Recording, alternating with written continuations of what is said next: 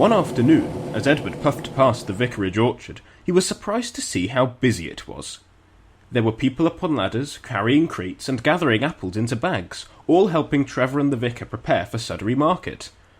Poor Trevor'll be rushed off his wheels with so many deliveries. I wish I could help. You've got enough work to be getting on with. The vicar's already hired in a tractor to help Trevor deliver the apples to market. He'll manage just fine. A few days later, the vicar began shifting the apples from the orchard. The market was taking place near to the station, and the tractor had been parked up in the station car park whilst the crates of apples were unloaded. Peep peep, good morning. What's so good about it?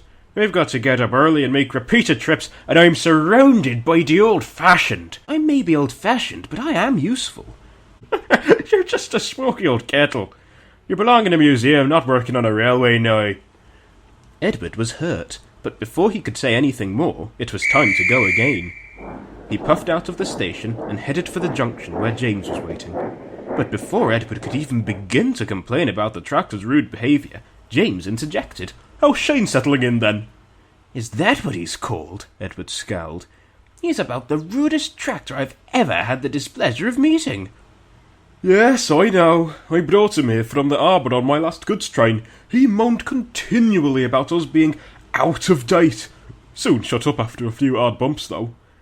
It's a shame he won't be able to do that now, James. We'll just have to put up with him. Shane was making his way back to the market again with another load, when he saw Boko rolling towards him with a train of empty china clay trucks. Look, it's a big green box on wheels! Boko took no notice, and just rolled on past with no regard. Shane thought it a great joke. Smoky old kettles, giant green boxes.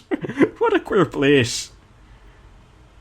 Later that day, while he was making his way back to the orchard again, Shane's engine stalled whilst going over the level crossing. His driver tried turning the key to start his engine again, but it was no good. All it did was splutter and chug, and Shane wouldn't move. I knew this had happened one day with your wretched old engine, but why did it have to be now?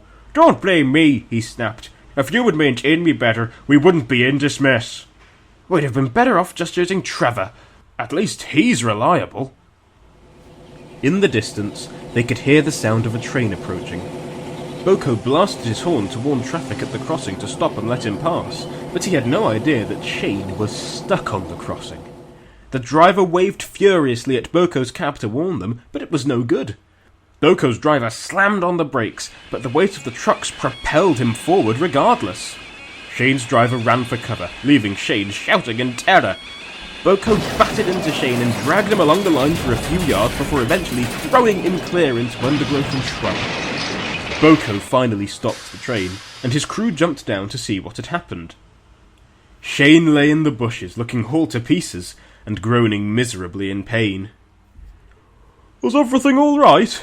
Boko called back. I only wish it were, replied the driver. We've given that tractor a good hard bump.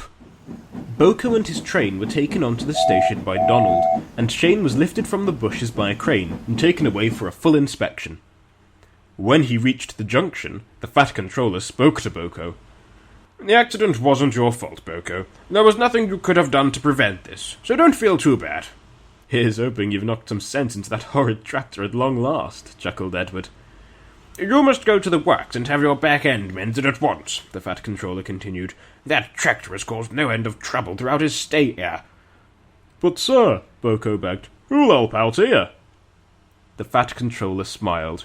There's one engine I think would be suitable, and he thinks he's deserving of a branch line of his own. I may as well let James see what branch line running entails. And besides, I wager the other mainline engines can manage without him.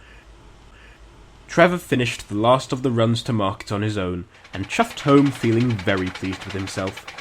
But, on his way home, he stopped to see Boko at the sheds. Shane was certainly quieter when they got him back to the vicarage. Boko still felt rather guilty. Is he repairable? Oh, yes. A few months and he'll be right as rain again. But I wager he'll be a different tractor altogether now that you've knocked some sense into him. So I did good after all, then, laughed Boko. Trevor chuckled.